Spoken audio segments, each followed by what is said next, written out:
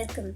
Today, the Data Mafia team presents Investing in a Green Future, focusing on the business case for funding CCUS and carbon credit trading. Addressing carbon emissions is critical to keeping global temperature rise below 1.5 degrees centigrade, a key target of the Paris Agreement. Countries like the EU aim to cut emissions by 55% by 2030, with CCUS and carbon trading playing a vital role in achieving this. Here's a map showing the increase in emissions from 1900s to 2020. Notably, regions like Australia, Saudi Arabia, and Northern America have been seen significant rises, emphasizing the need for solutions like CCUS to reverse this trend to ensure a sustainable future. Over to Sukhman. Thank you, Deepthi. My name is Sukhman. I would like to dwell deeper into core topic we have been focusing CCUS, carbon capture, utilization, storage, and carbon credit trading. These technologies and innovations are already playing a crucial role in a transition towards a sustainable future and net zero emission. However, there is still much work need to be done to achieve our shared objectives. Now let's briefly outline the agenda for today's presentation. We will begin with an overview of carbon accounting under Scope 3 Category 15. Next, we will discuss the carbon market and its impact in the context of ESG, environment, social, and governance. Finally, we will provide a concise overview of the predictive model we have developed. The GHG protocol is a widely used carbon accounting standard that provides guidance and metrics for companies to report their carbon emissions. GHG protocol consists of three scopes. Scope 1 is for emissions caused directly by company operations. Scope 2 is for emissions that are caused upstream by energy purchased by the organization. And Scope 3 represents emissions that are outside of the company's control, that are either created in support of company operations or throughout the value chain of goods and services sold by the organization. Scope 3 is comprised of 15 categories, which are classified as either being upstream or downstream activities. Reporting Scope 3 emissions requires companies to collect data by either engaging with supply chain partners or estimating emissions from goods purchased and usage of sold products. These charts are based on reported carbon emissions by 174 top companies. Overall, over 90% of reported emissions are classified as Scope 3. That does vary by sector, with banking and tech having a disproportionate amount of Scope 2.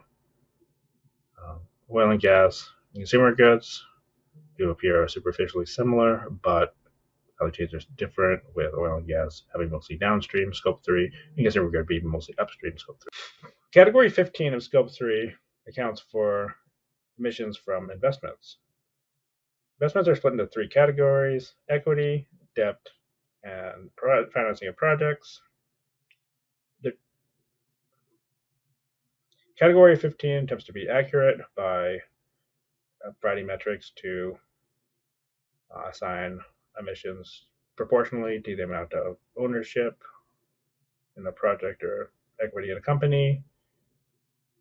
It has two methods, two estimated methods: investment certificate based on data provided by the company being invested in, and average data method based on EEI, environmentally extended input-output model analysis. The Partnership for Carbon Accounting Financials, or PCAF, is an iteration of Category 15 that was introduced in North America in 2018, adapted widely. PCAF classifies finance emissions into 7 categories. PCAF in Category 15 can be helpful to investors to reach their sustainability goals and screen potential investment for carbon impact. Thank you, Alex. Now let's address the question that's likely on everyone's mind. What would be the potential return of your investments?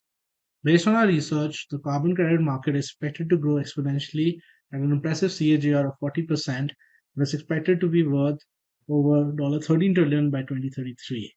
An even more intriguing aspect is that the actual market value of the carbon credit market will already have reached around $950 billion by end of 2023, which is actually the peak market value. And it makes for an even more bullish case for the future growth prospects.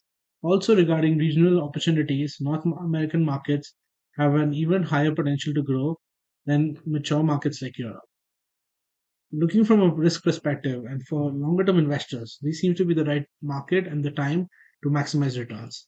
Also, the carbon credit markets are well diversified across sectors, and our other major growing sectors like big tech and AI related industries that are going to come in the future are going to be an even bigger emitters, and we'll have to start thinking about planning for being sustainable. Also, the increasingly favorable regulatory environment and emergence of various ETFs and trading platforms will help the markets grow even more. Also, would like to bring in a perspective of investments within ESG and a sustainable development goals in mind. As you can see, these fascinating stats around corporations, individual investors, and consumer behaviors are already signaling that ESG is in the heart of most strategies and everyday decisions. Thank you very much. Our goal with this model is simple yet crucial: forecasting the impact of carbon pricing and CCUS investments. It's more than just data. It's a tool for crafting effective, targeted policies that balance emission reduction with economic growth. Our model provides actionable insights for stakeholders. It guides policymakers in achieving specific targets, helps investors identify high-impact regions for CCUS, and allows researchers to explore crucial environmental trends. This is data with purpose, driving smarter, sustainable decisions. Building this model was a journey of precise data work and advanced analysis, leading to a 98% accurate XGBoost model. The model is now ready and available for use. Technical details and deeper insights can be found in the submitted machine learning folder.